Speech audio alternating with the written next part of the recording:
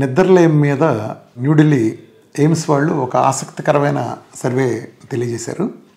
వాళ్ళు ఏం చెప్తున్నారంటే దేశంలోని 10.4 కోట్ల మందికి పెద్దవాళ్ళలో నిద్ర సంబంధిత రుగ్మత అబ్స్ట్రక్టివ్ స్లీప్ అప్నియా ఉందని వాళ్ళు చెప్తున్నారు. దీని మూలన శ్రామిక జనాభా ఆరోగ్యంపై తీవ్ర ప్రభావం, కొందరిలో ప్రాణాంతక వ్యాధులు కారణం, జీవనశైలిలోనూ మార్పులు చేసుకోవాలంటే నిపుణులు. సో ఇది బేసికల్గా మారుతున్న జీవనశైలి, ఆహారపు అలవాట్ల కారణంగా దేశంలో 11% మంది నిద్ర సంబంధించిన రుగ్మత స్లీప్ అప్నియాతో బాధపడుతున్నారు, ప్రశాంతంగా నిద్రపోలేకపోతున్నారు. కొందరిలో ఇది తీవ్రమయ్యి మధుమేహం, రక్తపోటు, ఇతర జీవనశైలి జబ్బులతో పాటు ప్రాణాంతకమైన గుండె జబ్బులకు కారణమవుతుంది. ఈ విషయం ఎయిమ్స్ న్యూఢిల్లీ వైద్యుల అధ్యయనంలో వెల్లడైంది. 8 అధ్యయనాల డేటాను విశ్లేషించి ఆ ఫలితాలను స్లీప్ మెడిసిన్ రివ్యూ జర్నల్లో ఇటీవల ప్రచురించారు. దేశంలో పనిచేసే వయసు ఉన్నవారిలో 10.4 కోట్ల మందితో ఈ నిద్రలేమితో బాధపడుతున్నట్టు తెలియజేశారు. మామూలుగా అయితే దీని నిద్రలేమి గురించి టెస్ట్ చేయించడానికి 20,000 నుంచి 30,000 వరకు ఖర్చు అయితే అవుతుంది. మామూలుగా ఇది కొంచెం ఖరీదైన టెస్టే. అయితే మన గుంటూరులో జీజీహెచ్లో వచ్చేటప్పటికి దీన్ని 25,000 చేసేదాన్ని ఫ్రీగా చేస్తున్నారు, అంటే అర్హత ఉన్న వాళ్ళకి. సో ఏంటి నిద్ర లేకపోవడం ఏంటంటే, ఓఎస్ఏ అనేది తీవ్రమైన నిద్రలేని సమస్య. ముక్కు నుంచి స్వరపేట వరకు శ్వాసనాళం ఉంటుంది. ఆ నాళం మూసుకుపోయినప్పుడు శరీరంలోకి సరిపడినంత ఆక్సిజన్ అందదు. దీన్నే మనం ఆ సమస్యని స్లీప్ యాప్నియా అంటాం.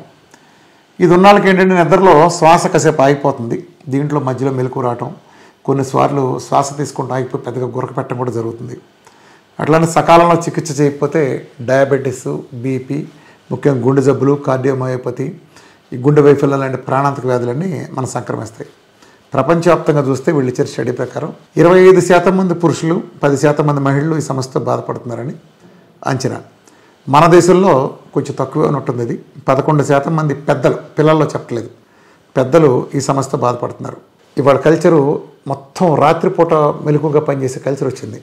ఎప్పుడైతే ఈ స్మార్ట్ ఫోన్లు, బ్లూ లైట్ స్మార్ట్ ఫోన్లు వచ్చినాయో మొత్తం ప్రజల ఆరోగ్యాలతో తీవ్రమైన చెలగాట అప్పుడు బిగినైంది.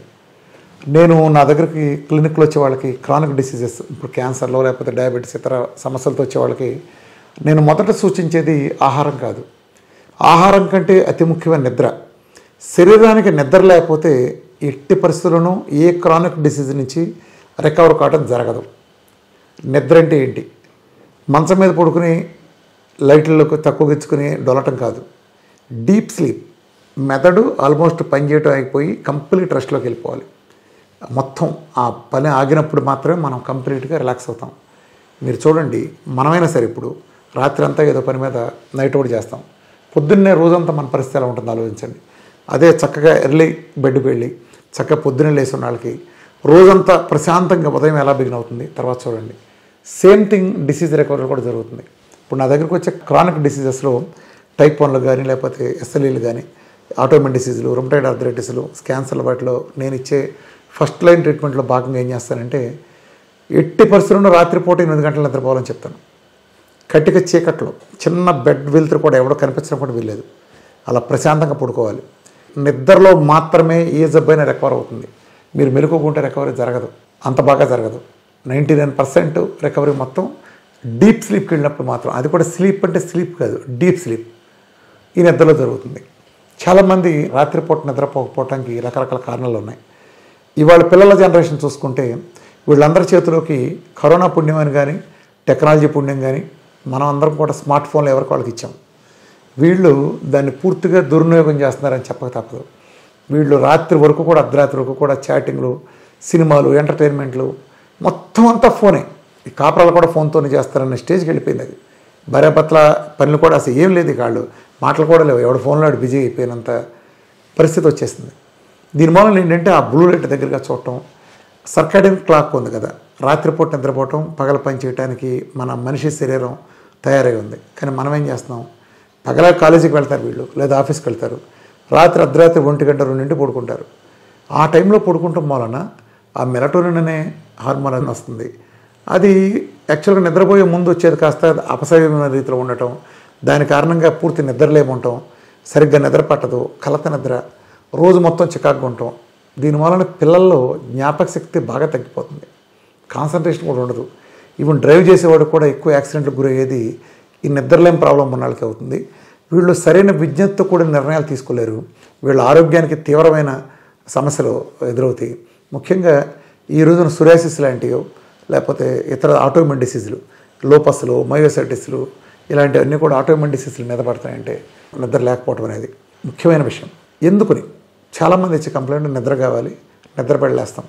నిద్ర బిళ్ళలు వేయటం అనేది అంత ప్రమాదకరమైన విషయం ఇంకోటి లేదు.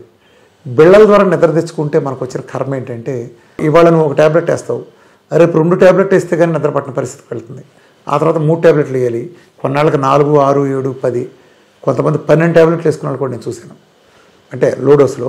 అంటే అంత లేనిదే నిద్ర పట్టిన స్టేజ్కి వాళ్ళు వెళ్ళిపోయారు. ఒకదానికి ఎడిక్ట్, బానిసలు చేసేసారు. అలా కాకుండా కంటి నిండా నిద్ర రావాలంటే అద్భుతమైన మార్గం ఏంటంటే శారీరక శ్రమ చేయటం.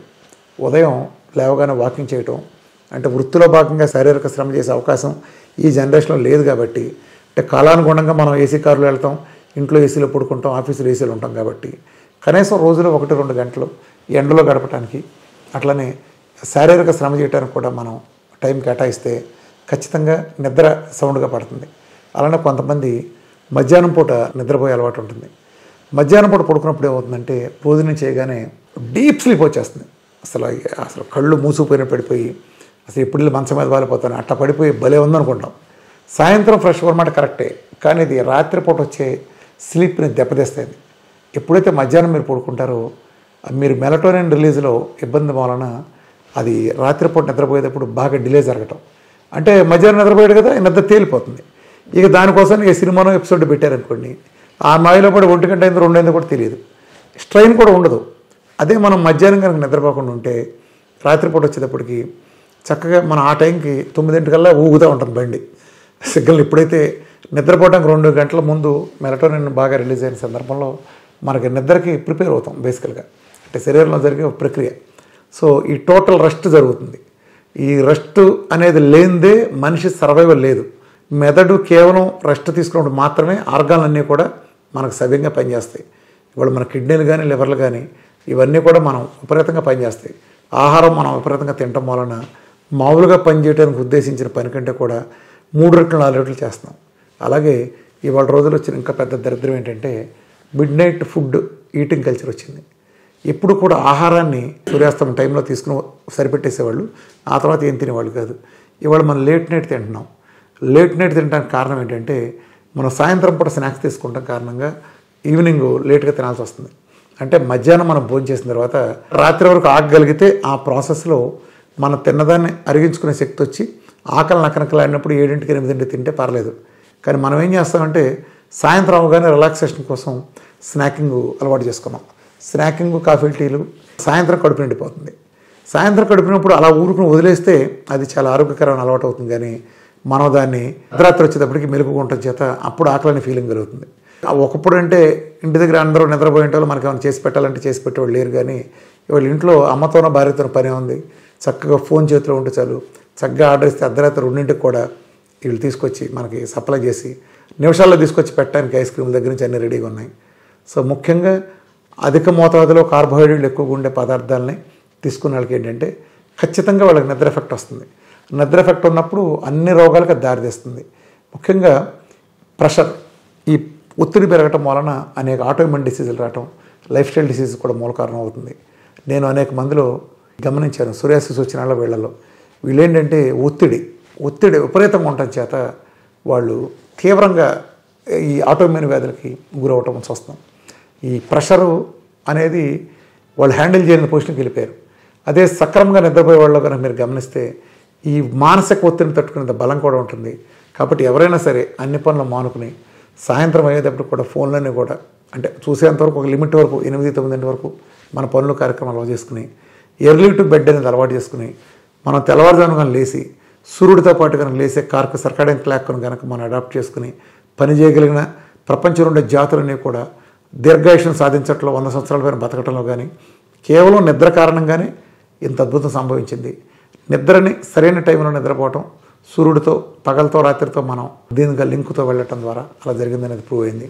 దీనికి సంబంధించి స్లీప్ యాప్ని ఎక్కువైన దగ్గర నుంచి ఆ గురకలో రాత్రిపూట వచ్చేటప్పుడు మళ్ళీ మిషన్లో పెట్టుకునే పరిస్థితి రావటం, ఇదంతా అవసరం లేకుండా ఉండాలంటే చక్కగా మంచి ఆహారాన్ని తీసుకునే మంచిది తీసుకోండి.